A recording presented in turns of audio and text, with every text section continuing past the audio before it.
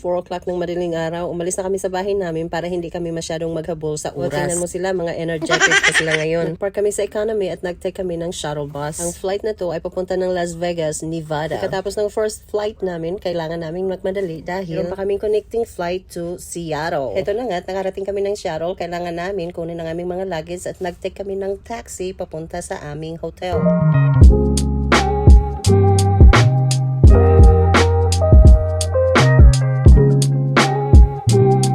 Check-in kami sa Hyatt Regency. At habang kausap ng asawa ko yung front desk, ito naman ako umandar ang pagiging paparazzi ko. Dito sa hotel na to, kailangan iscan mo muna yung key card mo bago mo ma-punch in yung floor level mo. Magandang paraan ito para walang basta-basta makakapasok sa hotel. At heto na nga, home away from home. Nasa 23rd level kami, kaya heto ang mabubungad kapag tumingin ka sa window. Dahil nga sa sobrang aga naming nag-travel, nandito kami ngayon sa downtown at maghahanap kami ng makakainan. Pero nga pala kami nakitang public market pero hindi maganda ang location kaya hindi kami kumain dito. Naglakad kami pabalik papunta sa aming hotel at mayroon kaming nakitang Chipotle. Sarap ng pagkain, busog na naman kami.